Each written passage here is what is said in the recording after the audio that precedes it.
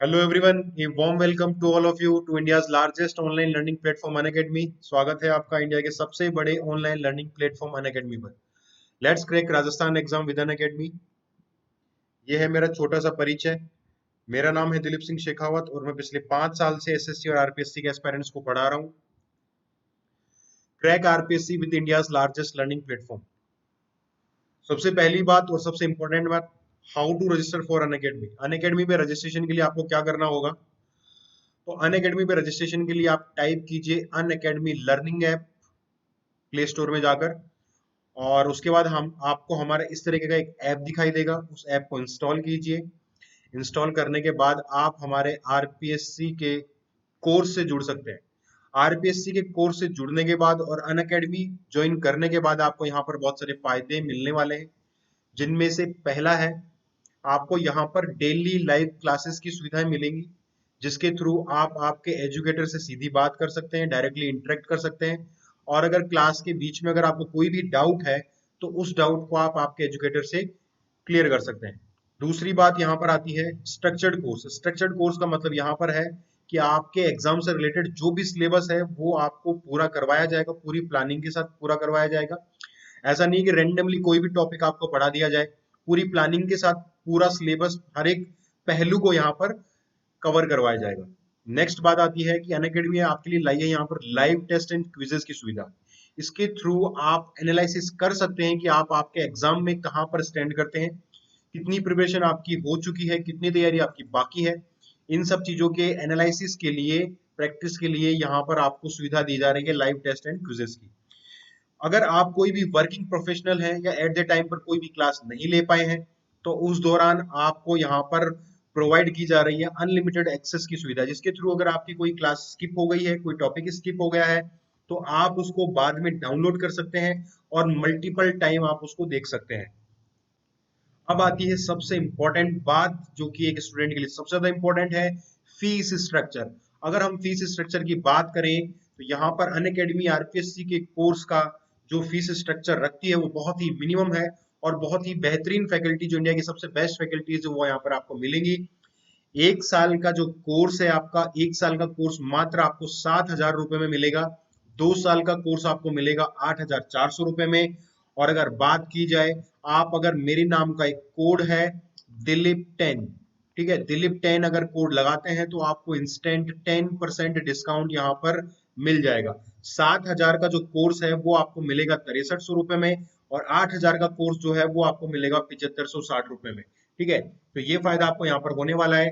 और मैं आपको सजेस्ट करूंगा कि आप 2 साल का जो कोर्स है वो प्रिफर करें। 2 साल के कोर्स की खास बात यह है कि आप अगर 1 साल का कोर्स 7,000 रुपए में ज्वाइन करते हैं और उसमें सिर्फ 1 महीने की राशि और जोड़ते हैं, तो इतने में आपको 2 साल का कोर्स मिल जाएगा। अगर किसी केस में एग्जाम डिले हो गया, जैसे कोरोना के चक्कर में भी एग्जाम डिले हो गए हैं, ठीक है, तो राजस्थान के एग्जामों में तो खेल रही है, ठीक है, रेगुलर बेसिस पे यहाँ पर एग्जाम इधर उधर होते रहते हैं, कानूनी दाव पे इसमें फंसे रहते हैं, तो उस दौरान 2 साल का कोर्स आपके लिए बेहतरीन साबित होगा।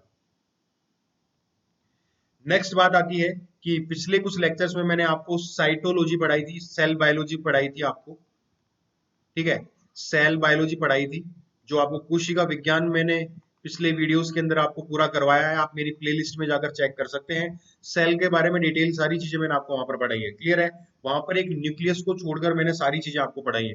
न्यूक्लियस मैंने इसलिए छोड़ दिया था क्योंकि न्यूक्लियस का जो अध्ययन है, मतलब जो केंद्रक का जो अध्ययन है, हम करेंगे जेनेटिक्स में। कहां पर पढ़ेंगे हम उसको? जेनेटिक्स में पढ़ेंगे, अनुवांशिकता के अंदर पढ़ेंगे। अनुवांशिकता में इसलिए पढ़ेंगे क्योंकि जेनेटिक्स, आपका जो न्यूक्लियस है, न्यूक्लियस से रिलेटेड जो भी सारी चीजें थी उसमें, जैसे डीएनए है, आरएनए है, वो सारी हम कहाँ पढ़ेंगे? जेनेटिक्स में। तो वहां डिटेल स्टडी में बता दूंगा, न्यूक्लियस से रिलेटेड सारी चीजें वहां पर डिस्कस कर लूंगा।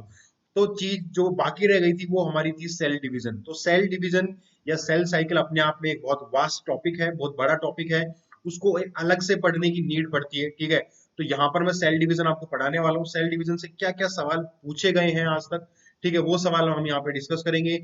और इस चैप्टर के बाद में हम इसकी क्वेश्चन प्रैक्टिस भी करने वाले हैं, ठीक है। तो यहाँ पर कम से कम 50 क्वेश्चन की क्वेश्चन प्रैक्टिस मैं आपको करवाने वाला हूँ आगे। तो यहाँ पर बात आती है सेल साइकिल और सेल डिवीजन की, मतलब आपका कोशिका चक्र। सेल साइकिल मतलब कोशिका चक्र, और दूसरा है सेल डिवीजन मतलब कोशिका विभाजन, ठीक है। तो ये चीज हम यहाँ पर पढ़ने वाले हैं। तो स्टार्ट करते हैं आज का लेक्चर। सबसे पहली बात है cell cycle. What is cell cycle? Cell cycle क्या होती है, कोशिका चक्र क्या होता है, ठीक है। तो सेल साइकिल को समझने के लिए आपको यहाँ पर क्या चीज करनी होगी, सेल साइकिल के अंदर सबसे पहली बात, व्हाट इज सेल साइकिल, कि कोई भी सेल है, इस सेल में बहुत सारे स्टेजेस आपको देखने को मिलेंगे। पहला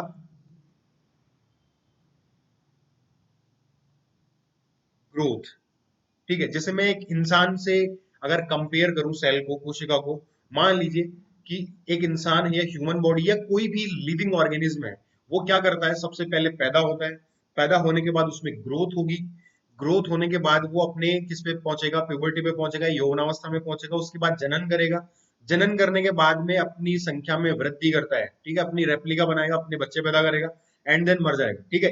ये फेज होती है किसी भी एनिमल की, ठीक है। उसी हिसाब से अगर मैं कोशिका की बात करूं, सेल की बात करूं, तो सेल में भी कुछ ऐसा ही आपको देखने को मिलेगा।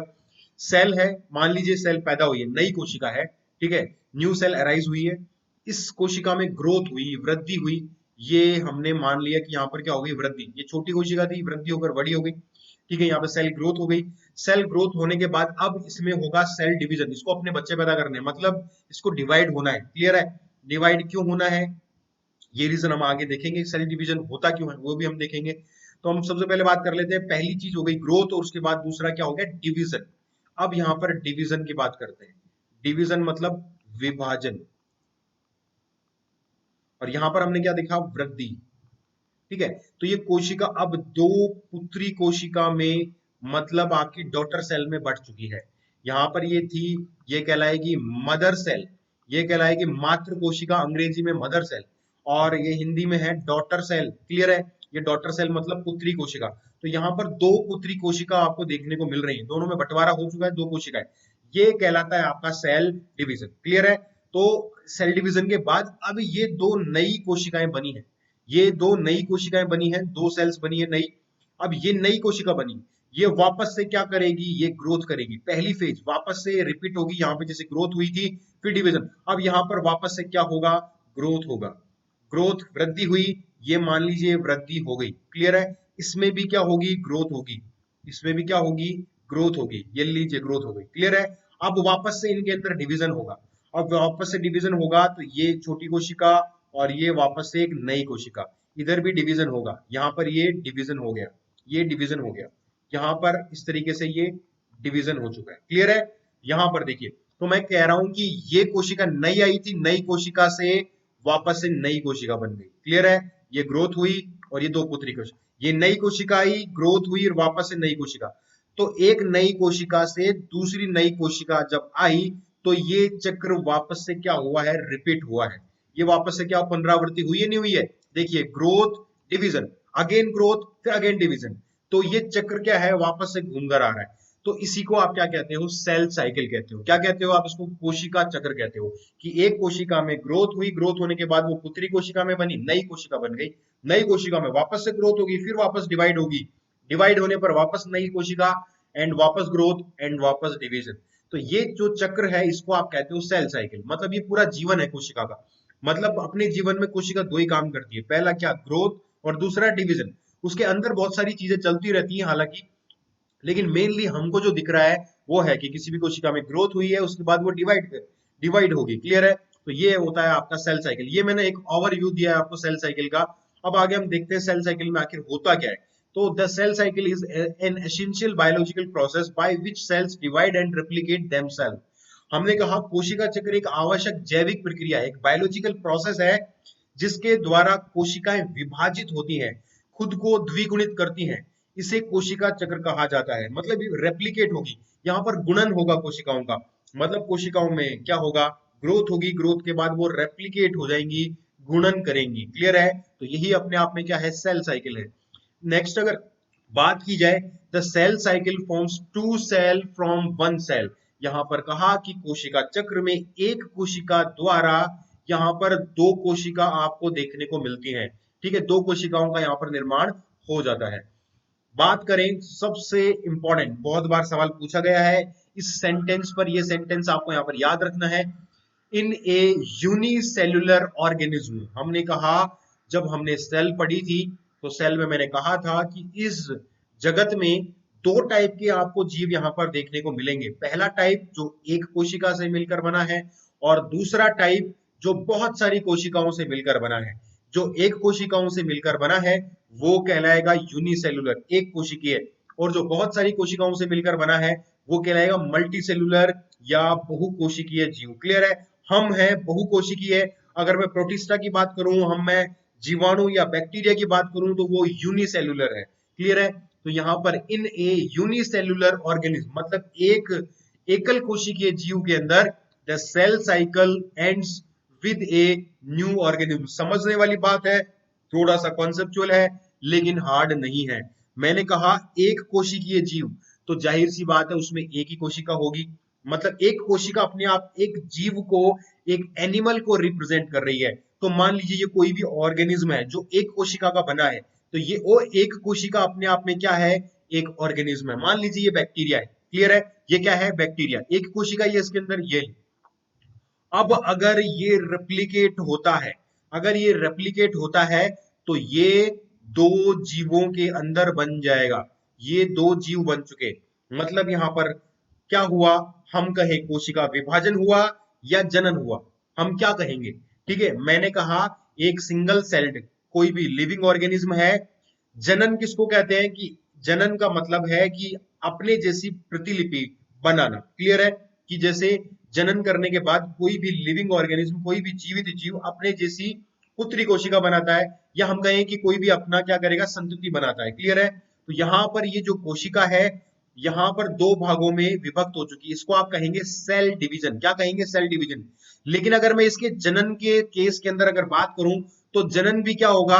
सेल डिवीजन के बिल्कुल सिमिलर ही होगा। कैसे? या हम कहें कि एक कोशिकीय जीव में सेल डिवीजन और रिप्रोडक्शन एक ही बात है, क्योंकि यहां पर एक ही कोशिका है, और एक कोशिका जब विभाजित होगी, क्योंकि एक कोशिका से बना है जीव, तो ये दूसरी कोशिका बनी और ये अलग कोशिका बनी। तो ये एक कोशिका अपने आप में एक क्या है? बैक्टीरिया है। एक कोशिका अपने आप में क्या है? बैक्टीरिया। मतलब एक बैक्टीरिया से दो बैक्टीरिया बने, मतलब जनन हुआ। और एक कोशिका से दो कोशिका बनी, मतलब विभाजन हुआ, कोशिका विभाजन। तो कोशिका विभाजन और जनन एक ही चीज होती है। किस केस में? यूनिसेल्युलर ऑर्गेनिज्म के केस में, मतलब एक कोशिकीय जीवों के केस में। बहुकोशिकीय जीवों में ऐसा नहीं होता, वहां पर जनन अलग होता है और सेल डिवीजन अलग होता है। क्लियर है? मेरी बात समझ पा रहे हैं आप? ओके, तो आप कमेंट में मुझे बता सकते हैं कि यूनिसेल्युलर ऑर्गेनिज्म के एग्जाम्पल क्या क्या है। यूनिसेल्युलर ऑर्गेनिज्म के एग्जाम्पल आप मुझे कमेंट करके बता सकते हैं। क्लियर है? जो मैंने आपको सेल डिवीजन के अंदर, सॉरी सेल साइटोलॉजी के अंदर, या फिर आपकी जो पिछले 3-4 लेक्चर है सेल के, वहां पर मैं आपको बता चुका हूं। नेक्स्ट बात आती है, एक कोशिकीय जीव में कोशिका चक्र एक नए जीव के रूप में क्या समाप्त होता है। तो ये चीज मैं आपको समझा चुका। अगर हम बात करें while in a multicellular organism, जबकि एक मल्टी सेल्युलर मतलब बहुकोशिकीय जीव में it is inevitable a perform cell division by performing various functions. यहां पर क्या होगा कि कोई भी बहुकोशिकीय जीव है, मान लीजिए ये बहुकोशिकीय जीव है जिसमें बहुत सारी कोशिकाएं आपको देखने को मिल रही हैं, ये ठीक है, मान लीजिए ये जीव है। तो यहां पर क्या होगा? यहां अनिवार्य रूप से कोशिका विभाजन करके विभिन्न कार्यों को पूरा किया जाता है। तो यहां पर कोशिका विभाजन होगा। यहां पर एक कोशिका है, वो विभाजित होगी दो कोशिका में, ये कोशिका विभाजित होगी दो कोशिका में, ये विभाजित होगी दो कोशिका में। इस तरीके से यहां बहुत सारी कोशिकाएं विभाजित होने के बाद जो भी है आगे की प्रोसेस होगी। लेकिन यहां पर क्या होगा कि ये दो कोशिकाओं में विभाजित हुआ और ये नए जीव बन गए।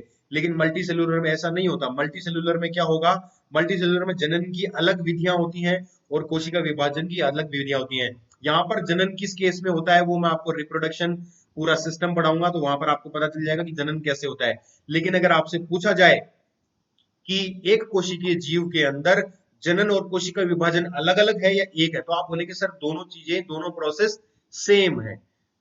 नेक्स्ट बात आती है कि एक सेल साइकिल के अंदर, जब हमने बोला सेल साइकिल मतलब कोशिका चक्र, उस कोशिका चक्र में क्या क्या चीजें आपको देखने को मिलेंगी, कौन कौन से स्टेप्स हैं, कौन कौन से चरण हैं जिनके अंदर एक पूरा कोशिका चक्र होता है। क्लियर है? तो यहां पर किसी भी कोशिका चक्र के अंदर आपको 4 स्टेप देखने को मिलेंगे, 4 चरण आपको यहां पर देखने को मिलते हैं। पहला होता है G1, दूसरा होता है S, तीसरा होता है G2 और चौथा होता है M। क्लियर है? तो यहां पर 4 चरण आपको देखने को मिलते हैं। मैं आपको पूरा डिटेल के अंदर समझाता हूं कि कैसे एक सेल साइकिल जो है वो कंप्लीट होता है। ठीक है, 4 जो स्टेप्स हैं वो कैसे स्टेप्स होते हैं। क्लियर है? देखिए, खाली स्लाइड पे चलते हैं यहाँ पे।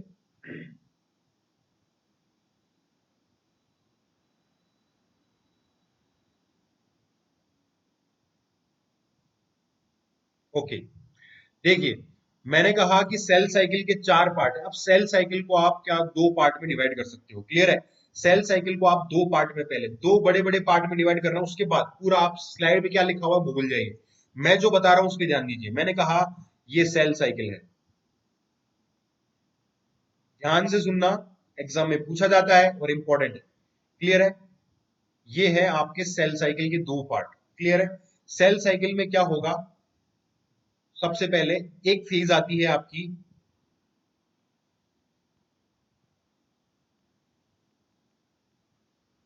इंटरकाइनेसिस और दूसरी फेज आती है एम फेज।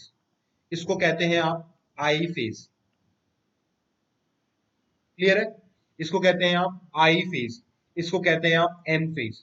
ठीक है, यहां पर ध्यान से सुनिएगा। आई फेज जो है, इंटरफेज है, इसका दूसरा नाम होता है रेस्टिंग फेज। इसको आप क्या कहते हैं? Resting phase. हिंदी में इसको कह सकते हो आप विश्राम, रेस्ट मतलब विश्राम करना, विश्राम प्रावस्था, विश्राम प्रावस्था। एम फेज का दूसरा नाम होता है mitotic phase. Mitotic phase, Hindi में आप इसको कह सकते हो विभाजनशील प्रावस्था। क्लियर है? मैंने कहा विभाजनशील प्रावस्था, इसको क्या कहते हैं आप? विश्राम प्रावस्था। ये 2 फेज आपको याद रखनी है। अब मैं कहूं कि आपकी जो रेस्टिंग फेज है, रेस्टिंग फेज को रेस्टिंग फेज क्यों कहा, मतलब आई फेज को, इंटरकाइनेसिस को आपने रेस्टिंग फेज क्यों कहा? इस इस टाइम पर जो कोशिका है उसमें कोई हलचल नजर नहीं आती है। इस सेल साइकिल के इस पार्ट में कोशिका के अंदर कोई भी चीज आपको नजर नहीं आएगी। ठीक है, कोशिका क्या कर रही है? बिल्कुल रेस्ट में पड़ी हुई नजर आती है। ठीक है, इसलिए इसको क्या कह दिया? Resting phase. एम फेज को माइटोटिक फेज या विभाजनशील, ठीक है, डिवीजन फेज भी इसको कहते हैं अंग्रेजी में, डिविजनल फेज भी इसको कह सकते हैं। इसका रीजन ये है, इसका रीजन डिवीजन, यहां पर कोशिका आपको अलग होती हुई, विभाजित होती हुई नजर आएगी। ठीक है, तो उस केस को आप क्या कहते हो? माइटोटिक फेज, विभाजनशील प्रावस्था या डिवीजन फेज कह सकते हो। ये 2 फेज आपको यहां पर याद रखनी है। देखिए क्या हुआ, मुद्दा क्या है। आई फेज के अंदर आपको 3 सब फेज देखने को मिलती है, छोटे छोटे चरण आपको देखने को मिलते हैं। पहला होता है आपका G2 phase, S phase, G1 phase. ठीक है, G1, एस और G2, ये 3 फेज आपको यहां पर देखने को मिलेंगे। ठीक है, मैंने G2 पहले क्यों बताया ये बताऊंगा मैं भी आपको। वैसे होता है G1, उसके बाद होता है S और उसके बाद G2। तो ओवरऑल यहां पर कितने स्टेप हो गए? ओवरऑल कितने स्टेप हो गए? ओवरऑल हुए, हमने कहा पहला इंटरकाइनेसिस और दूसरा एम फेज। अगर हम इसके 3 फेज नीचे देखते हैं, G1, S और G2, और इसके बाद हम एम फेज को देखें तो टोटल 4 फेज निकल कर आते हैं। पहला फेज क्या हुआ?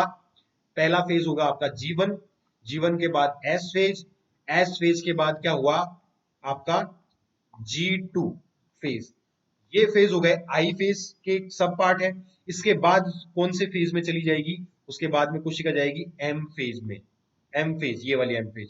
तो टोटल कितनी फेज हो गई? 4 फेज देखने को मिल रही है आपको यहाँ पर। ठीक है, ये होता है पूरा सेल साइकिल। और ये कैसे होता है? बोले सर इसमें चक्र जैसा तो कुछ दिख ही नहीं रहा हमको। चक्र जैसा मैं बताता हूं कि इस चक्र जैसा कैसा होता है यहाँ पर। सॉरी,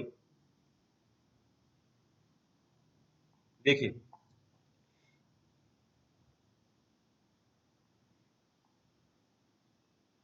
ये आ गया आपका चक्र। ठीक है, ये है आपकी कोई भी छोटी सी कोशिका, नई कोशिका। हमने बोला था ना, नई कोशिका, देन ग्रोथ, देन डिवीजन, इसको आप सेल साइकिल कहते हो। तो ये है कोई भी नई, बिल्कुल जुवेनाइल, पैदा हुई कोशिका। इसमें हो गई ग्रोथ, अपन को क्या करवानी, ग्रोथ। ठीक है, ग्रोथ हो गई।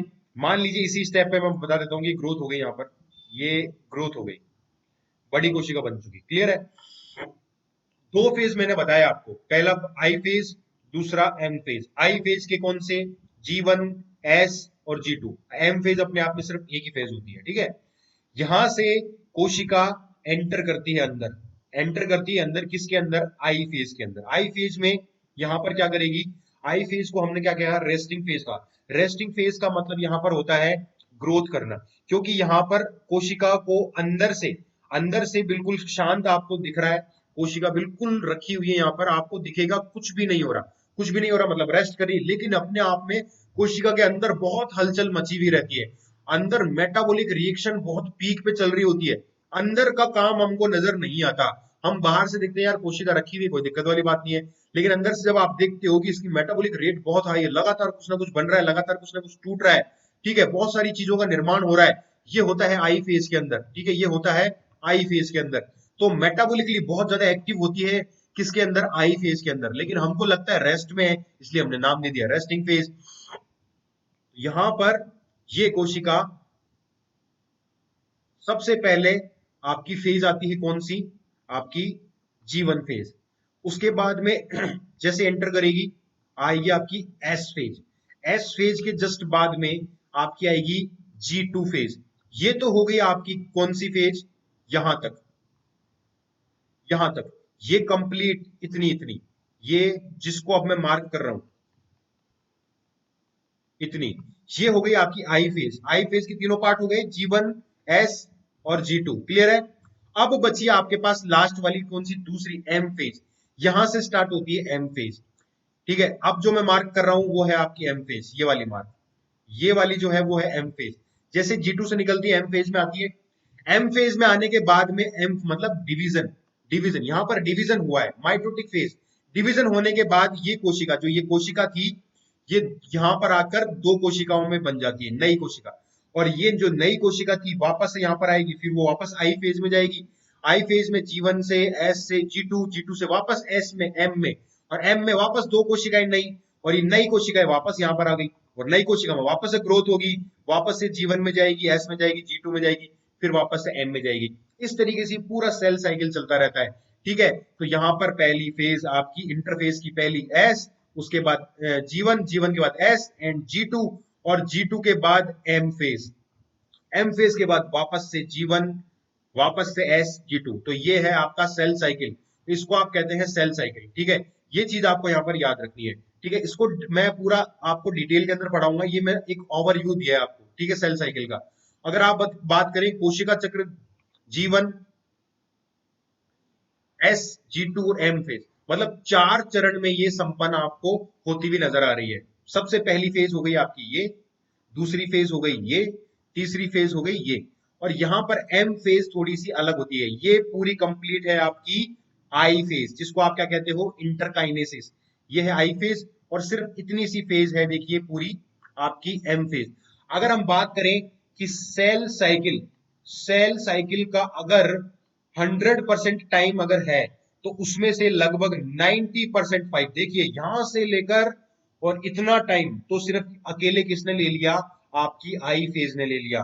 और सिर्फ इतना सा टाइम लिया है किसने, एम फेज में। मतलब कोशिका आई फेज में, आप बोलेंगे सर आई फेज में होता क्या है, ये एम फेज में तो हमने समझ लिया कि सर डिवीजन हो रहा है, कोशिका दो अलग अलग भागों में बट गई, लेकिन सर आई फेज में क्या होता है, भाई आई फेज में होता है तैयारी। किस चीज की तैयारी, एग्जाम्पल देता हूं, कोई भी आदमी है, बचपन से लेकर बड़ा होता है, शादी होती है, और शादी होने के बाद में बच्चे होते हैं, और वो पूरी जिंदगी कमाता है, ठीक है, इकट्ठा करता है, इकट्ठा करता है, उसकी जब संतान होती है और जब वो मरने वाला होता है, तब वो क्या कर देता है, उसका बंटवारा कर देता है। अपने दो बच्चे, जैसे मान लीजिए उसके दो लड़के हो गए, तो उसमें वो बंटवारा कर देगा कि जो सामान मैंने पूरी जिंदगी भर कमाया है, आधा सामान तेरा है, आधा सामान तेरा है, बंटवारा कर दिया और मर जाता है। क्लियर है? वही करती है कोशिका। ठीक है, जो आदमी शादी के बाद से लेकर और मरने तक की जो कंडीशन आती है, वो है आई फेज, मतलब उसने कमाया है, इकट्ठा किया है। क्लियर है? और जब वो मरने की कागार पर आकर अपने दोनों बच्चे में वो जो धन है या जो संपत्ति है उसका जब बंटवारा कर रहा है, वो है एम फेज। देखिए पूरी जिंदगी भर कमाया, पूरी जिंदगी 100 साल की मान लीजिए, तो लगभग 95 साल तक, 95 ईयर तक उसने क्या किया, कमाया, इकट्ठा किया। और जिंदगी का लास्ट वक्त तो जो था, उसमें थोड़े से टाइम पर उसने क्या कर दिया, बंटवारा। मतलब उसने जो कमाना था वो बहुत हार्ड था, वो बहुत लॉन्ग टाइम था, तो कमाया। जो आई फेज है उसमें कोशिका कमाती है। कमाने का मतलब है जो भी चीजें हैं जो आगे कोशिका विभाजन में बंटवारा करना है। अरे भाई, ये कोशिका जो है इसको बंटवारा करना है यहाँ पर, ठीक है, बंटवारा करना है, तो बांटने के लिए, बराबर बांटने के लिए सामान तो चाहिए, ठीक है। तो इसके पास वो सामान क्या करती है, इकट्ठा करती है। कौन सी फेज में, आई फेज में। तो इस आई फेज में सामान इकट्ठा करेगी, क्या करेगी, तैयारी करेगी कोशिका विभाजन की। और एम फेज में कोशिका विभाजन हो जाता है, बंटवारा हो जाता है। ये बंटवारा जो है हो जाएगा किसमें, एम फेज में। तो मैक्सिमम टाइम जो है वो आई फेज में लगता है, और थोड़ा सा टाइम, 5% टाइम किसमें लगता है, एम फेज में लगता है। तो ये चीज आपको यहां पर याद रखनी है। तो हम कहें 4 चरणों में क्या होता है, आपका पूरा सेल साइकिल कंप्लीट हो जाता है। पहला जीवन, दूसरा एस, फिर G2, और फिर लास्ट में एम फेज। देखिए किस तरीके से ये फेज होते हैं। सबसे पहले हम बात करते हैं जीवन फेज की, ठीक है। हम बात करते हैं जीवन फेज की। तो ये था आपका सेल साइकिल। सेल साइकिल को दो पार्ट में डिवाइड किया। पहला आई फेज, आई फेज, या आप इसको क्या हिंदी में कह सकते हैं, अंतरा अवस्था, अंतरावस्था। इसको आप क्या कहते हैं, एम फेज। एम फेज को क्या कहते हैं, माइटोटिक फेज, या इसको कहते हैं डिवीजन फेज, या इसको कहते हैं विभाजनशील प्रावस्था। इतने सारे नाम है। अब एम फेज के आगे कौन से पार्ट होते हैं मैं आगे बताऊंगा आपको, लेकिन अभी याद नहीं रखने हैं, ठीक है। मैंने कहा आई फेज, आई फेज के कितने पार्ट हैं, बोले सर पहला पार्ट जीवन है, दूसरा पार्ट एस है, और तीसरा दूसरा पार्ट G2 है। क्लियर है, G1, S और G2। अब देखिए यहां पर हमने कहा था ये आपका क्या है, ये सेल यहां से स्टार्ट हुई थी। सेल में हमने बोला कि 5% भाग है एम फेज का, जहां पर डिवीजन है, तो लोग 5% दे देते हैं इसको। ये है आपका एम फेज, और बाकी इतना जो आपका भाग है, ये भाग है आपका आई फेज। और इसमें भी सबसे पहला, जब आई फेज में जब स्टार्टिंग होती है, तो स्टार्टिंग में सबसे पहला होता है, बताइए कौन सा है, ये जीवन है। दूसरा है आपका एस, और तीसरा है G2। और G2 के बाद में ये कोशिकाएं आ चुकी है, यहाँ ग्रोथ हो चुकी है। देखिए छोटी सी कोशिका थी यहाँ पर, ठीक है, ये इस जगह पे थी, इस जगह पर, इस जगह से स्टार्ट हुई, ये जीवन में आई। जीवन में कुछ कुछ बना, अभी क्या बना हम डिस्कस करेंगे आगे। जीवन से आई एस के अंदर, एस में कुछ और बना, क्या बना वो डिस्कस करेंगे। फिर आती है G2 में, G2 में आते आते अब पूरी तैयारी हो चुकी है, मतलब आदमी अब क्या हो चुका, शादी वादी हो गई, पूरा मस्त, कोई दिक्कत वाली बात नहीं है, संतान भी हो गई। अब आया बंटवारे का वक्त। क्लियर है, जिसको आप एम फेज कहते हो, ये बंटवारे का वक्त है। ये लीजिए, बांट दिया कोशिका को, ये हो गया बंटवारा। जो भी इस पूरी जिंदगी में आई फेज में इसने कमाया था, ठीक है, वो यहां पर क्या कर दिया, इसने बंटवारा कर दिया। ठीक है, तो एम फेज जो 5% टाइम लेता है पूरे सेल साइकिल का, और आई फेज जो पूरे सेल साइकिल का 95% समय लेता है। एम फेज में क्या होता है, डिवीजन, और आई फेज में क्या होता है, तैयारी। क्लियर है, ये चीज आपको समझ में आ गई होगी कि कोशिका जो तैयारी करती है डिवीजन के लिए, विभाजन के लिए, वो होता है आई फेज। और जहां पर डिवाइड हो जाती है, विभाजित अलग अलग हो जाती है, उसको आप कहते हो एम फेज। क्लियर है, ये हुआ आपका एम फेज। तो हम बात करते हैं सबसे पहले जीवन फेज। जब कोशिका यहां से, ये जो नई कोशिका है जो जीवन फेज में एंटर करती है, अब कोशिका के अंदर जीवन फेज में क्या क्या बदलाव आएंगे, क्या क्या चीजें आएंगी। फिर उसके बाद ये एस फेज में जाएगा, एस फेज में क्या क्या बदलाव आएंगे। फिर उसके बाद G2 फेज में जाएगा, फिर क्या क्या बदलाव आएंगे। अब बदलाव आना खत्म, G2 फेज में जैसी आएगी, अब वो तैयार हो चुकी है डिवाइड होने के लिए, विभाजित होने के लिए। तो उस दौरान वहां पर क्या चीजें होंगी। तो सबसे पहले हम जीवन फेज की बात कर रहे हैं। जीवन phase, this is the gap first phase, इसको आप गैप फर्स्ट फेज भी कहते हो। जो जी है इसका फुल फॉर्म है गैप, ठीक है। तो यहां पर आप इसको कह सकते हो gap phase, gap first, gap first, जीवन को गैप फर्स्ट, G2 को गैप सेकंड। क्लियर है, तो यहां पर आप कह सकते हैं this is the gap first phase in which the cell grow at a rapid rate. मैंने कहा था यहां पर जो कोशिका है देखिए यहाँ पर ये अंतरावस्था जो है इसमें कोशिका की वृद्धि तीव्र गति से होती है, बहुत ही तेज गति से वृद्धि आपको यहाँ पर देखने को मिलेगी। ठीक है, बहुत तीव्र हो, एक्यूट ग्रोथ आपको देखने को मिलेगी यहाँ पर इस जगह पर, क्योंकि यहाँ पर बाहर से कोशिका, मैंने कहा था बाहर से कोशिका को आपको नजर ही नहीं आ रहा, लेकिन अंदर से लगातार क्या हो रहा है, ग्रोथ हो रही है। लगातार ग्रोथ होने के कारण, ठीक है, और बाहर से बिल्कुल रेस्ट फेज में दिखने के कारण इसको रेस्टिंग फेज भी कहते हैं, इंटरफेज को रेस्टिंग फेज भी कहा जाता है। तो ठीक है, अंदर से क्या हो रहा है, तीव्र गति से वृद्धि हो रही है। नेक्स्ट जो चीज आती है, द जीवन फेज या जीवन stage of each progenitor cell begins after cell division. हमने कहा कोशिका विभाजन द्वारा बनने के बाद प्रत्येक संतति कोशिका की जीवन अवस्था प्रारंभ हो जाती है। मान लीजिए ये आपकी कोई भी सेल है जो डिवाइड करने के लिए तैयार है, डिवाइड करने के लिए तैयार है, ये कोशिका डिवाइड हो गई तो नई कोशिका बन गई। अब नई कोशिका अब तैयार है किस चीज के लिए, ये तैयार हो चुकी है आपके सेल डिवीजन के लिए। तो सेल डिवीजन सेल साइकिल में एंटर करेगी, सेल साइकिल में इस जगह पर आएगी, इस जगह पर नई कोशिका है ना, इस जगह पर आएगी।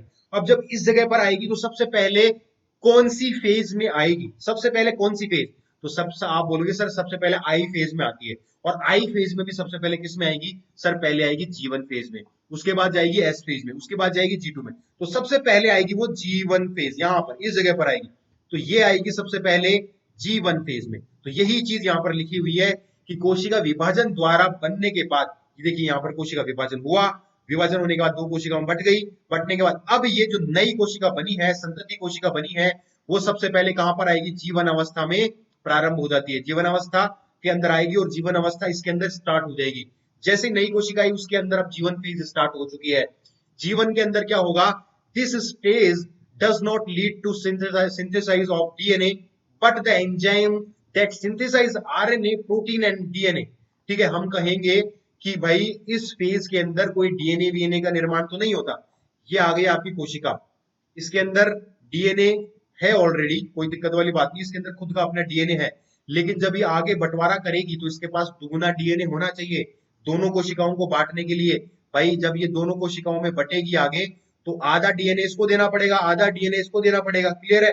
तो आधा आधा बांटना पड़ेगा ना, तो बांटने के लिए पहले इसको क्या करना पड़ेगा, खुद का जो डीएनए है उसको दुगुना करना पड़ेगा, खुद का जो डीएनए है उसको दुगुना करना पड़ेगा। तो दुगुना करना इस फेज के अंदर नहीं होता है।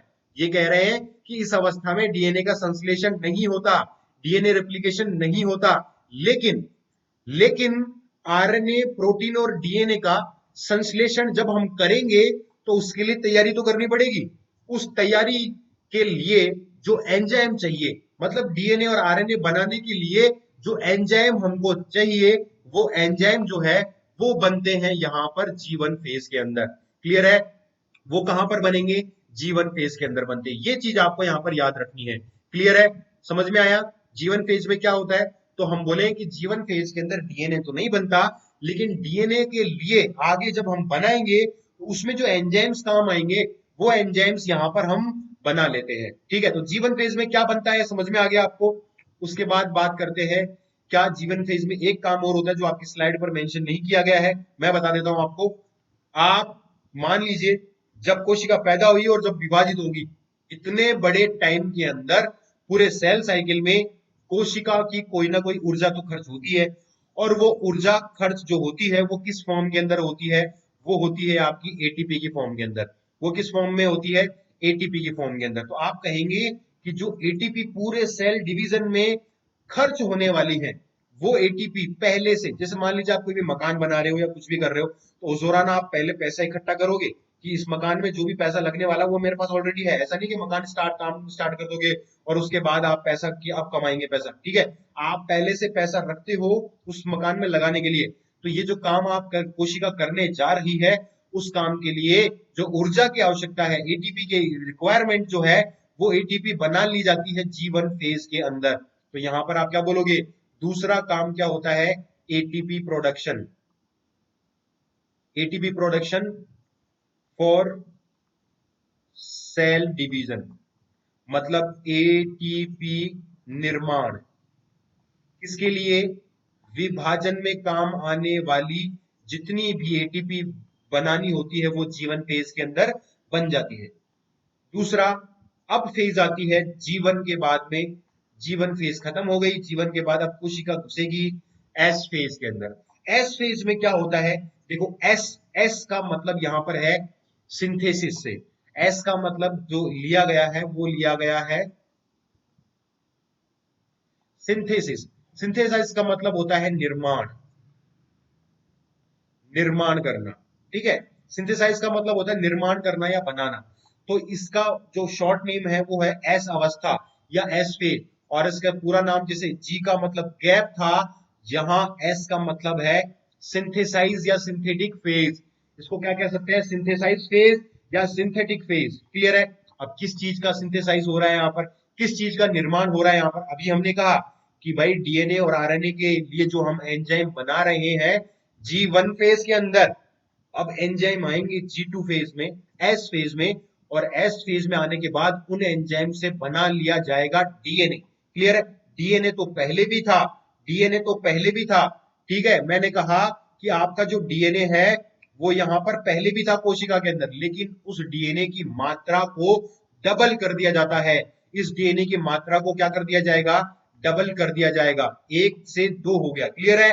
मैंने कहा डीएनए की मात्रा को, अगर मान लीजिए कि जीवन फेज में डीएनए की मात्रा 2 ग्राम थी, तो एस फेज में आकर वो 4 ग्राम हो जाएगी। ग्राम में नहीं होता है डीएनए यहाँ पर। क्लियर है। तो आप, मैं जस्ट एग्जांपल दे रहा हूं कि मान लीजिए अगर जीवन फेज के अंदर 1 किलो डीएनए था, तो मात्रा जस्ट दुगनी 2 किलो डीएनए हो जाएगा आपका किसके अंदर, एस फेज के अंदर। एस फेज में डीएनए रेप्लिकेशन हो जाता है, डीएनए में की जो मात्रा है उसमें गुणन हो जाता है। तो डीएनए गुणन की जो प्रक्रिया है वो कहां पर होती है, एस फेज में। बहुत ही ज्यादा आप कह सकते हो धुआंधार इंपॉर्टेंट है, ठीक है। आपसे पूछा जाता है कोशिका विभाजन में या सेल साइकिल में, कोशिका चक्र में कौन सी अवस्था के दौरान डीएनए की मात्रा दुगनी हो जाती है या डीएनए रेप्लिकेशन होता है। तो आप बोलोगे sir S phase, synthesise phase के अंदर डीएनए की मात्रा क्या हो जाती है, दुगनी हो जाती है। तो दुगनी होगी कहां पर, एस फेज के अंदर। ये चीज आपको यहां पर याद रखनी है, बहुत ज्यादा इंपॉर्टेंट है। तो मैं पढ़ रहा हूं यहां पर स्लाइड पे क्या लिखा है, in this state the synthesise of DNA molecule occurs due to which the volume of DNA in the nucleus is already doubled. ठीक है। इस अवस्था में डीएनए अणु का संश्लेषण होता है, जिसके कारण केंद्र में, यानी केंद्र जो न्यूक्लियस है उसमें डीएनए का आयतन पहले से दुगना हो जाता है। पहले तो था डीएनए, लेकिन उसका कितना हो गया, दुगना हो गया। और ये केंद्रक कहां पर, ये डीएनए जो है कहां पर दुगना हो रहा है, केंद्रक में। क्योंकि मैंने आपको बताया था कि जो आपकी कोशिका है, कोशिका में ये है केंद्रक, और केंद्रक में ही पाया जाता है डीएनए। तो डीएनए की मात्रा दुगनी कहां पर हुई है, आप बोलोगे सर केंद्रक में। कौन सी अवस्था में हुई है, बोले सर एस फेज में। एस फेज किसके बाद आती है, सर जीवन के बाद आती है। किससे पहले आती है, सर G2 से पहले आती है। क्लियर है। बात करें, in this state 2 copies of each chromatin fibre are formed, these are called chromatids और सेमी क्रोमोसोम। हम कहेंगे कि ये मान लीजिए आपके क्या थे, जो डीएनए है वो किस फॉर्म के अंदर आपको मिलता है, डीएनए क्रोमोसोम की फॉर्म के अंदर मिलता है। आपने गुणसूत्रों का नाम सुना होगा, क्रोमोसोम का नाम सुना होगा, तो उसी के अंदर आपको मिलता है डीएनए। तो यहां पर मान लीजिए ये G1 फेज थी, G1 फेज के अंदर ये था आपका डीएनए, किस रूप में, क्रोमोसोम के रूप में। और G1 के जस्ट बाद में जब S phase I, S phase में ये जब सिंगल, अब ये क्या हो चुका, डबल हो चुका, इस तरीके से डबल हो गया। मतलब ऐसे आपको दो चीजें आपको देखने को मिलेंगी। क्लियर है। तो यहां पर हमने बताया कि इसमें क्रोमेटिड या अर्ध गुणसूत्र कहते हैं, दो प्रतियां बन जाती हैं यहां पर। ये जो प्रति, जो रेप्लिका यहां पर बनी है, फोटोकॉपी जो बनी है, अब इसको आप क्या कहते हैं, जैसे ये आपका क्रोमोसोम है, तो ये जो पार्ट है दो बीच वाले पॉइंट से जुड़ा हुआ है, ये कहलाएगा क्रोमेटिड या सेमी क्रोमोसोम। ये कहलाएगा अर्ध गुणसूत्र, आधा गुणसूत्र है, नीचे वाला आधा गुणसूत्र है, तो ये क्या कहलाएगा, सेमी क्रोमोसोम, या कहलाएगा आपका क्रोमेटिड, अर्ध गुणसूत्र। क्लियर है। तो ये चीज यहां पर आपको देखने को मिल रही है। जैसे ही एस फेज, एस फेज सिर्फ आपको याद रखनी है डीएनए से रिलेट करके। ठीक है। डीएनए सिंथेसाइज जो है, डीएनए रेप्लिकेशन जो है एस फेज में होता है। इसके अलावा यहां पर आपको कुछ भी याद नहीं रखना। कोशिका जीवन से गई एस फेज में, एस फेज में बन गया डीएनए, अब कहां पर जाएगी, अब जाएगी G2 फेज के अंदर। क्लियर है? तो देखिए किस तरीके से ग्रोथ होती जा रही है, क्या क्या चीजें बनती जा रही है। सबसे पहले बना क्या, एंजाइम्स वेंजाइम्स बना लिया, तैयार कर लिया डीएनए के लिए, एटीपी बना ली। उसके बाद एस फेज में आए, एस फेज में हमने क्या किया, एस फेज में हमने किया क्या भाई, डीएनए बना लिया। फिर डीएनए बनाने के बाद अब G2 फेज में पहुंचे। अब पता चलेगा कि G2 फेज में क्या चीजें होती हैं। तो G2 फेज को हम क्या कह सकते हैं, जैसे हम G1 फेज को हम क्या कह रहे थे, गैप फर्स्ट फेज कह रहे थे, G2 फेज को हम कहेंगे गैप सेकंड फेज। ठीक है, गैप सेकंड कह सकते हो आप इसको, गैप सेकंड। क्लियर है? अब गैप सेकंड सेकंड कह दिया आपने, this is the second gap phase. ठीक है, सेकंड गैप फेज है। In this stage new cells are formed, यहां पर नई कोशिकाएं बनती हैं। ठीक है, यहां पर सेल्स नहीं बनेंगी, यहां पर थोड़ा सा टाइपिंग मिस्टेक हो गया है, यहां पर न्यू सेल्स ऑर्गेनलीज कहेंगे, हम कहेंगे न्यू सेल ऑर्गेनलीज, मतलब हिंदी में कहेंगे कोशिकांग। ठीक है, हम कहेंगे कोशिकांग। ठीक है, कोशिका के जो अंग हैं, जो हम पहले पढ़ चुके, माइटोकॉन्ड्रिया, राइबोसोम, आपके Golgi body, ER endoplasmic reticulum, lysosome, ये सब क्या बनेंगे, दुगने हो जाएंगे। भाई दो भाइयों में जब आपको बांटना है, मान लीजिए कोई पिता है जब बंटवारा कर रहा है, तो मान लीजिए उसके घर में सिर्फ एक कमरा है, तो एक कमरे को दो बेटों में कैसे बांटेगा, तो वो क्या करेगा, घर के अंदर पहले दो कमरे बनवाएगा। क्लियर है, कि एक कमरा छोटे वाले बेटे के लिए, एक कमरा बड़े वाले बेटे के लिए। तो यहां पर अभी तो सब कुछ एक ही है, यहाँ पर जो कोशिका है इसमें राइबोसोम भी एक है, माइटोकॉन्ड्रिया भी एक है, ईआर भी एक है, लाइसोसोम भी एक है। तो कैसे हम इन दोनों कोशिका में बंटवारा करेंगे, असमंजस की स्थिति है। तो यहाँ पर क्या होगा, विभाजन से पहले, विभाजन से पहले G1 S और G2, G2 के बाद जस्ट कोशिका किस में जाएगी, एम फेज में, डिवीजन होने से पहले। तो डिवीजन होने से पहले सब चीजों को क्या करना पड़ेगा, दुगुना। डीएनए तो हमने दुगुना कर लिया, लेकिन बाकी कोशिकांग जो है, सेल ऑर्गेनल्स जो है, उनको भी तो आपको दुगुना करना पड़ेगा। वो सब दुगुने कहां पर होते हैं, वो सब होते हैं G2 फेज में। तो यहां पर इस लाइन को कैसे पढ़ना है आपको, इसको पढ़ना है, this is the second gap phase, in this stage new cell organelles. तो यहां पर आप ऐड कर सकते हो न्यू सेल ऑर्गेनलीज, मतलब इस फेज के अंदर, इस अवस्था में नए कोशिकांग बनते हैं। कोशिका के जो अंग है, राइबोसोम, माइटोकॉन्ड्रिया, प्लास्टिड, ये सब चीजें हैं, वो बनेंगे नए, दुगने हो जाएंगे सब, ताकि दोनों कोशिका में बराबर बांटा जा सके। It involves the synthesise of protein and RNA used in cell division. अब इसके अंदर इसके अलावा और क्या बनेगा, इसमें बनेंगे प्रोटीन, जो कि आरएनए, जो कि आगे सेल डिवीजन में काम आने वाले हैं। ठीक है, इसमें कुछ बनेंगी प्रोटीन्स और कुछ बनेंगे आरएनए, जो कि आगे सेल डिवीजन में काम आने वाली है। भाई कौन सी प्रोटीन, आप कहोगे sir tubulin protein. Tubulin protein भी यहां पर बनने वाली है। ट्यूबुलिन प्रोटीन क्यों, ट्यूबुलिन प्रोटीन काम आती है सेल डिवीजन के अंदर, और सेल डिवीजन में क्या काम आएंगी मैं बताऊंगा आगे, आपके कौन सी प्रोटीन कौन सी जगह पर आपको काम आने वाली है। ठीक है, तो यहां पर हो गया आपका ट्यूबुलिन प्रोटीन। ठीक है, तो आप यहां पर सिर्फ इतना याद रख लीजिए कि कोशिका विभाजन में काम आने वाली, आगे जो काम आने वाली प्रोटीन है और आरएनए है। डीएनए तो बन गया था एस फेज में, और आरएनए आगे बनता है कहां पर, G2 फेज में। तो इनका संश्लेषण यहां पर होता है। तो आपको पता चल गया होगा कि G2 फेज के अंदर क्या होता है। ठीक है, उसके बाद आती है अपनी माइटोटिक फेज। माइटोटिक फेज के अंदर अब यहां पर ये कोशिका थी, इस कोशिका को सबसे पहले एंटर किया गया किसमें, आपके G1 फेज में, ये हो गई G1 फेज। उसके बाद आई एस फेज, उसके बाद आ गई एस फेज में ये, उसके बाद आई G2 फेज में, ये आ गई G2 फेज में। अब एंटर करेगी ये एम फेज में। एम फेज में बार बार कह रहा हूं, एम फेज में क्या है, इसको डिविजनल फेज कहते हैं, विभाजनशील प्रावस्था। अब ये तैयार हो चुकी है पूरी तरीके से विभाजन करने के लिए, दो टुकड़ों में बंटने के लिए। सब कुछ दुगुना है, सारा सामान दुगुना है, टोटल सब चीजें इसके पास दुगनी है, डीएनए, आरएनए, राइबोसोम, लाइसोसोम, सारे के सारे सेल ऑर्गेनलीज, सब कुछ दुगुना है। क्लियर है, साइटोप्लाज्म में भी बहुत ज्यादा ग्रोथ हो चुकी है, ताकि हम आधा आधा बांटते तो हमारे पास कम ना पड़े। ठीक है, तो अब इनको क्या करना है, दो भागों में बांटना है, दो भागों में बांटना है। वो जो चीजें हैं वो आती है एम फेज में। किस तरीके से बांटेंगे, एम फेज में क्या क्या चीजें होती है मैं आपसे डिस्कस करूंगा, बहुत बड़ी फेज है अपने आप में एम फेज भी, कैसे कैसे डिवाइड होगा वो हम आगे बात करेंगे। ठीक है, एम फेज में आपने सुना होगा prophase, metaphase, anaphase and telophase, ये फेजेस आपने पढ़ी होंगी। ठीक है, अंतर इसके अंदर। ठीक है, एम फेज के छोटे छोटे पार्ट है। अब ये विभाजन जो है आपने देखा ये कोशिका है और ये दो भागों में बट गई। जितने आसानी से हमने अभी बांटी है उतनी आसानी से ये नहीं बढ़ती है।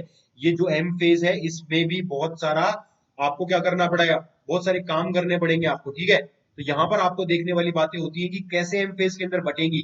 तो ये बटने का जो पूरा प्रोसेस है मैं डायग्राम के साथ आपको समझाऊंगा कि कैसे कैसे ये अलग हो जाएंगी, एक कोशिका से कैसे कैसे कैसे बंटवारा होगा, कैसे डीएनए आधा आधा दिया जाएगा, कैसे गुणसूत्र आधे आधे दिए जाएंगे, ठीक है। ये सारी चीजें हम आगे डिस्कस करेंगे टोटल। तो ये होती है आपकी माइटोटिक फेज। तो cell division would have taken place at this stage. इस अवस्था में कोशिका विभाजन संपन्न हो जाता है, ठीक है। अब एक अलग से एक फेज होती है G0 फेज, या इसको कहते हैं G0 फेज, ठीक है। ये फेज क्या है, ये तो हमने पढ़ी नहीं, बीच में हमने पढ़ी G1, हमने पढ़ी S, हमने पढ़ी G2 और लास्ट में पढ़ी M फेज। लेकिन इनके बीच में कहीं ना कहीं एक आती है G0 फेज। भाई जो कोशिका विभाजन करना चाहती है वो तो ये वाला पाथ अपनाएगी, लेकिन अगर कोई कोशिका विभाजन नहीं करना चाहती, कि मैं विभाजन करना ही चाहती, मैं बंटवारा करना ही नहीं चाहता, तो क्या होगा, जिस घर में बंटवारा होगा ही नहीं, जो दो भाई अपन बंटवारा करना ही नहीं चाहते, तो उस कंडीशन में क्या होगा, उस कंडीशन में मान लीजिए इस सेल के अंदर ग्रोथ हो गई, ये कोशिका आगे विभाजन नहीं करना चाहती, दो पुत्री कोशिकाओं में बंटना नहीं चाहती, तो वो चली जाती है किसके अंदर, जी नोट फेज में। कौन सी फेज में, जी नोट फेज में। और जो विभाजन करना चाहती है वो किस में चली जाती है, वो चली जाती है G1 फेज के अंदर। क्लियर है। तो जो कोशिका जी नोट फेज में आ गई, उस फेज में आने के बाद वो कोशिका आगे विभाजित नहीं होगी। एग्जाम्पल के लिए न्यूरॉन सेल्स जो आपके ब्रेन के अंदर मिलती हैं, न्यूरॉन्स इनको आप कहते हो, वो न्यूरॉन्स जी नोट फेज के अंदर चले जाते हैं। क्योंकि आपने देखा होगा न्यूरॉन्स कभी भी कोशिका विभाजन नहीं करते। अगर न्यूरॉन्स के अंदर आपने देखा कि एक कोशिका अपने जीवन में सिर्फ एक बार बनती है, वो कोशिका अगर डैमेज हो गई तो हो गई, उसके बाद उसमें कोशिका विभाजन नहीं होगा। अगर हम बात करें स्किन की, अगर आपके ऊपर कोई घाव हो जाता है तो वहां पर कोशिका विभाजन होकर वो घाव भर जाता है, नई कोशिकाएं बन जाती हैं। छाला होता है, घाव हो जाए, उसके 2-4 दिन बाद नई कोशिकाएं, नई सेल का फॉर्मेशन हो जाता है, घाव भर जाता है। लेकिन अगर गलती से कोई भी न्यूरॉन अगर खराब हो गया, अगर डैमेज हो गया, तो वहां पर नया न्यूरॉन आपके जीवन में कभी नहीं बनेगा। क्योंकि वो कौन सी स्टेज में है, वो है जी नोट। और जो कोशिका जी नोट में चली जाती है वो कोशिका कभी भी विभाजन नहीं करती, सेल डिवीजन नहीं करती। तो यहाँ पर when the cell cycle stops at any stage it is called G nought stage. अगर कोशिका चक्र में जब किसी अवस्था में अगर रुक जाता है कोशिका चक्र या सेल साइकिल, तो इसे आप क्या कहते हैं, जी नोट स्टेज कहते हैं। तो ये जो चीज है आपको यहाँ पर आपको याद रखनी है। अब यहाँ पर कुछ चीजें हैं जैसे सेल साइकिल चेक पॉइंट।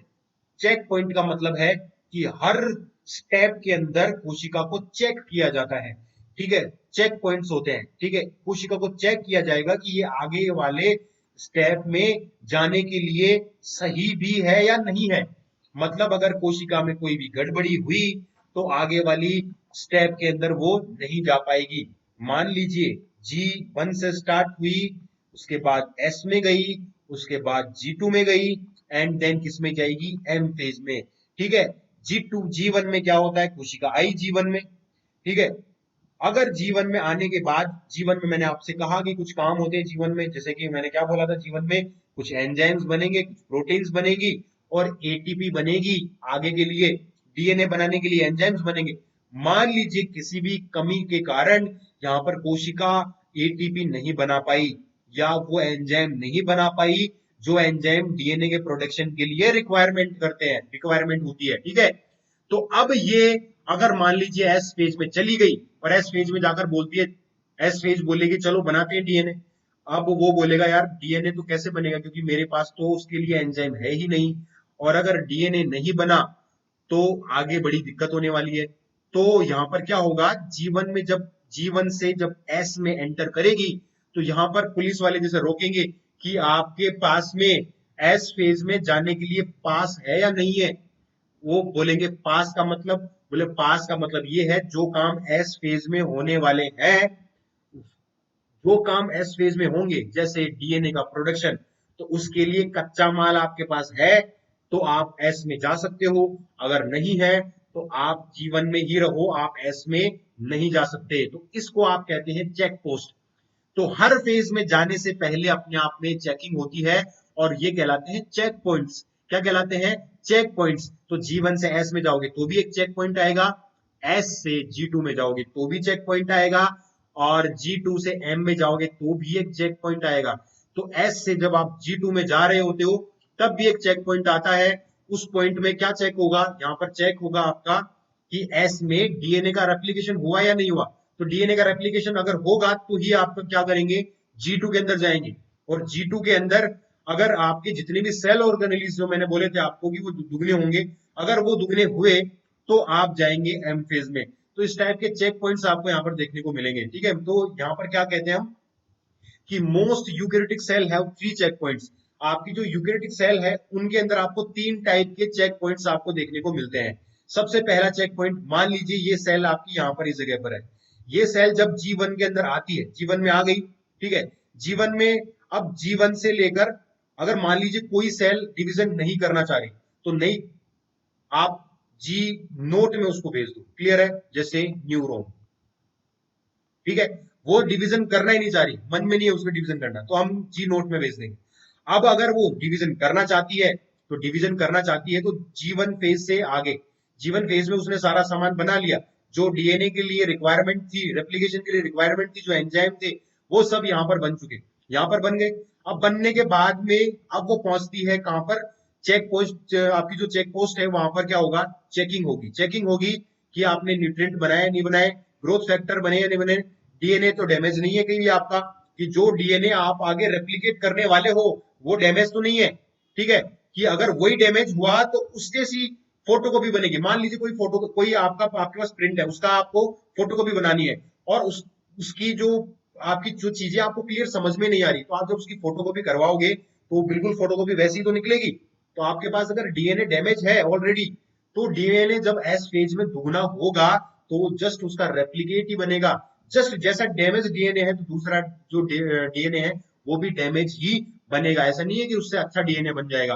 तो यहाँ पर चेक पोस्ट क्या करेगा? चेक करेगा कि आपका जो डीएनए है वो बिल्कुल क्लियर सही है या नहीं है। अगर सही नहीं है, डैमेज डीएनए है, तो यहाँ पर किसको किसमें भेज दिया जाएगा?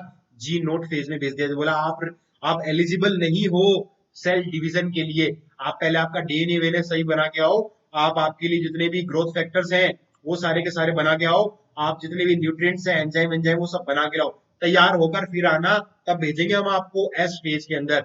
और जो यहाँ पर पास हो जाता है वो चला जाता है एस फेज में। अब एस फेज में डीएनए वीएनए बन गया, रेप्लिकेशन हो गया, सब कुछ हो गया, क्लियर है।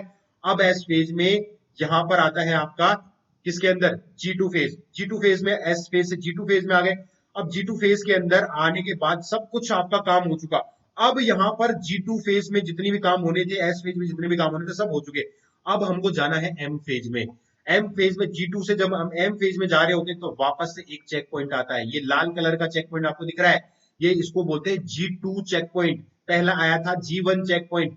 तो G2 चेक पॉइंट जो है आपका, G2 चेक पॉइंट में क्या होता है? G2 चेक पॉइंट में एस फेज और G2 फेज में जितने भी काम हुए हैं वो चेक किए जाते हैं कि भाई ये काम सही भी है या नहीं किया आपने। आपने एस फेज में डीएनए रेप्लिकेट तो कर दिया, क्या रेप्लिकेट सच में हुआ है या नहीं हुआ? क्या डीएनए सही तरीके से बना है या नहीं बना? अगर डीएनए रेप्लिकेशन नहीं हुआ तो आप जाने के लिए आप बांटोगे क्या? आप सेल के अंदर क्या दोगे आगे जाके? दोनों सेल आप विभाजित जब करोगे, डिवाइड जब करोगे, तो दोनों में डीएनए क्या दोगे? आपने तो डिवाइड किया ही नहीं, आपने रेप्लिकेट किया ही नहीं डीएनए। तो यहाँ पर जो डीएनए रेप्लिकेशन है वो चेक की जाएगी, सेल की साइज चेक की जाएगी। ठीक है, तो ये दोनों चीज यहाँ पर चेक करेंगे कौन से? G2 चेक पॉइंट में। तो यहाँ पर हो गया आपका G2 चेक पॉइंट। उसके बाद सेल एंटर होती है किसके अंदर? एम फेज में। एम फेज में एंटर हुई तो एम फेज में एंटर होने के बाद वापस से एक क्या आएगा? Metaphase checkpoint, M checkpoint आएगा।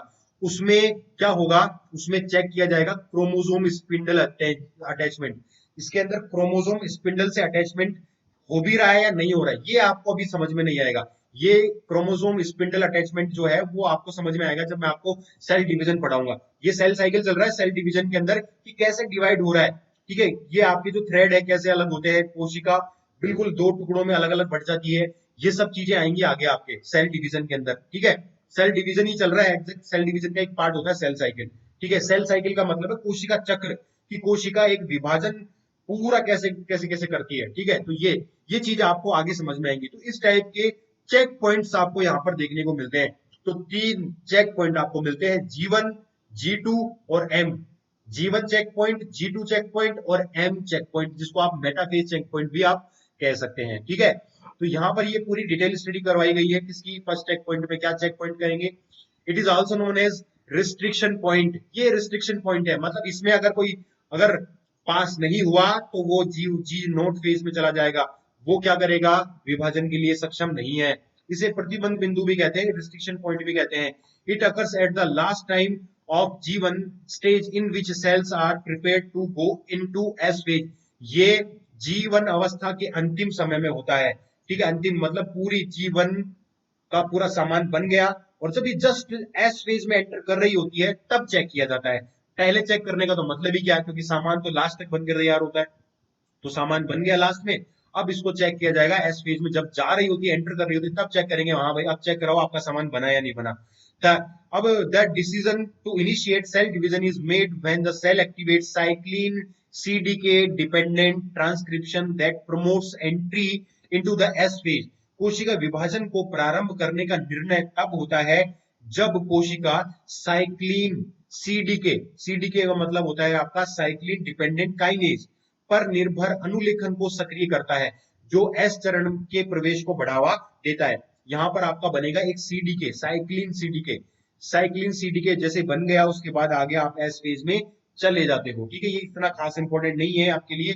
सेकंड चेक पोस्ट, आपको सिर्फ इतना याद रखना है कि चेक पोस्ट कब आएगा और कौन से चेक पोस्ट में क्या चीज चेक की जाती है, बस इतना, ज्यादा आपको डिटेल याद नहीं रखनी है, ठीक है। मैंने आपको डिटेल स्लाइड पर प्रोवाइड करवाई है ताकि आप डायरेक्ट इनको, जैसे आप जो भी आरएस वगैरह की तैयारी कर रहे हैं, वो आराम से पूरी स्लाइड को देखकर समझ पाए, क्लियर है।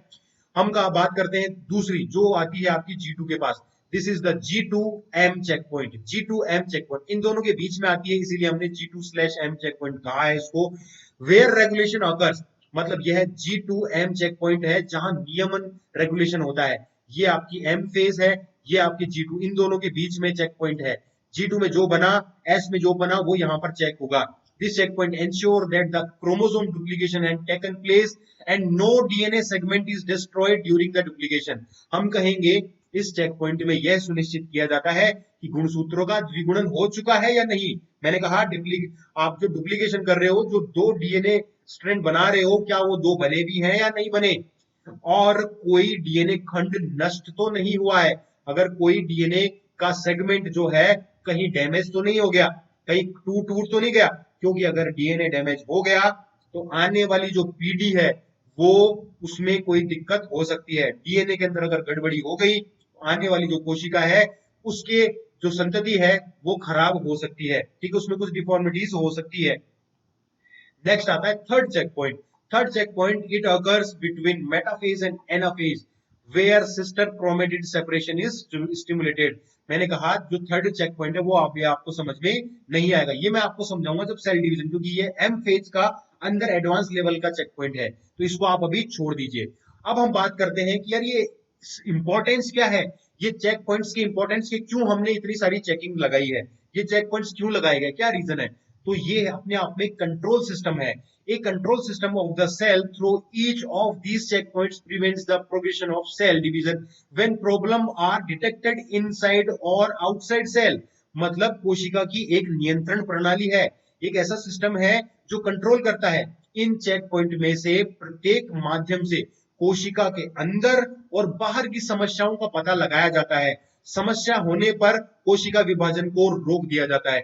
अगर कोई भी दिक्कत है तो सेल डिवीजन रुक जाएगा, बोला आगे आप सक्षम नहीं हो, अगर आपने सेल डिवीजन किया तो आने वाली संतति कोशिका खराब हो जाएगी, क्लियर है, आप खुद सही नहीं हो तो आप आगे सेल डिवीजन नहीं कर सकते। तो ये चीज आपको यहाँ पर याद रखनी है, क्लियर है। तो कोशिका विभाजन यहाँ पर रोक दिया जाता है, तो ये महत्व है किसका, सेल डिवीजन, ताकि आगे आने वाली संतति जो है बिल्कुल ठीक ठाक स्वस्थ हो, क्लियर है, स्वस्थ कोशिका जन्म ले। वरना किसी कोशिका में क्या होगा, डीएनए डैमेज होगा, किसी कोशिका में राइबोसोम नहीं बना, किसी कोशिका में माइटोकॉन्ड्रिया नहीं बना, तो वो जो सेल सरवाइव नहीं कर पाएगी, क्लियर है। तो ये जो चीजें होती हैं आपको यहाँ पर याद रखनी है। अब जो आपका सेल डिवीजन है, सेल डिवीजन, अब ओरिजिनल सेल डिवीजन आपका आने वाला है। और ये सेल साइकिल पढ़ रहे थे आप, ये सेल साइकिल पढ़ रहे थे कि कोशिका में कितने चक्र हो सकते हैं। ठीक है, ये कोशिका यहाँ से ग्रोथ करती है और पहुंचती है एम फेज में, एम फेज में वापस दो कोशिकाएं, दो कोशिका वापस से ग्रोथ करती है, फिर सेल। इस तरीके से पूरा का पूरा क्या है, सेल आपका साइकिल कहलाता है। तो अभी तक जो हमने पढ़ा वो था सेल साइकिल, कोशिका चक्र। अब जो हम पढ़ने वाले हैं वो है सेल डिवीजन।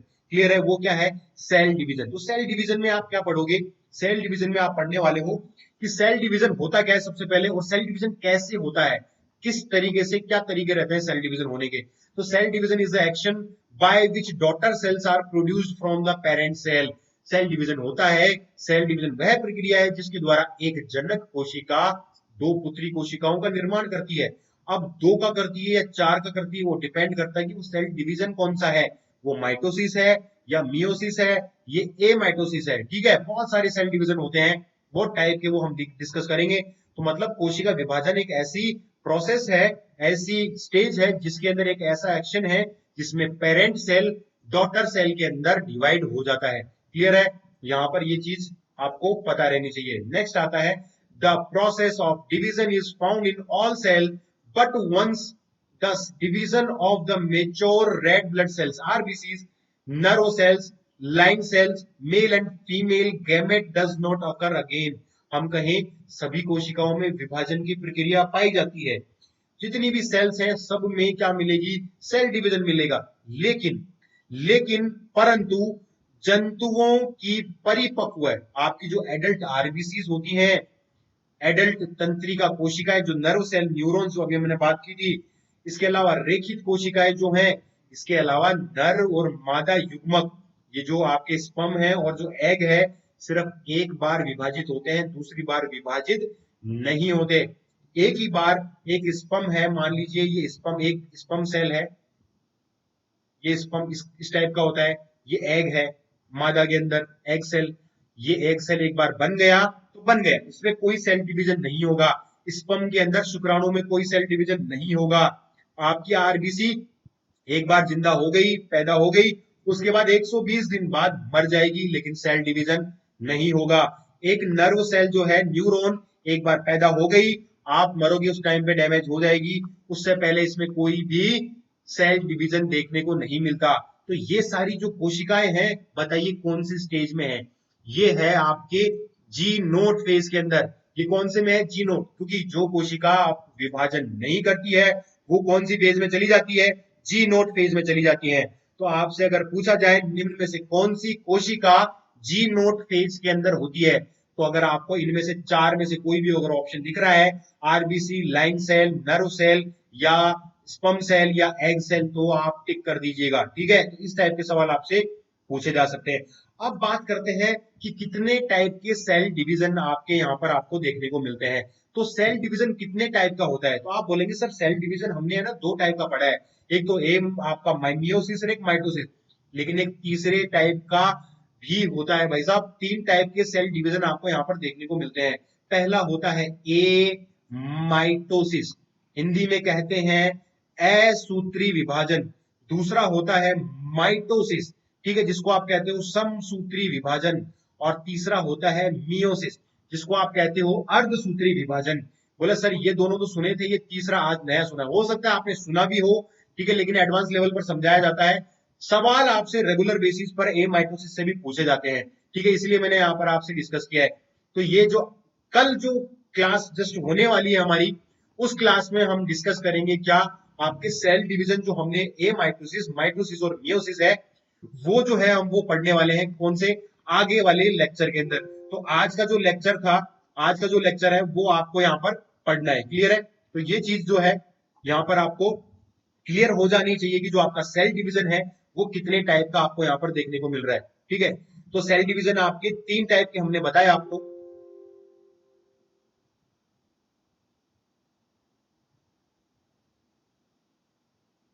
सेल डिवीजन तीन टाइप के हमने आपको बताया, ए माइटोसिस, माइटोसिस और कौन सी,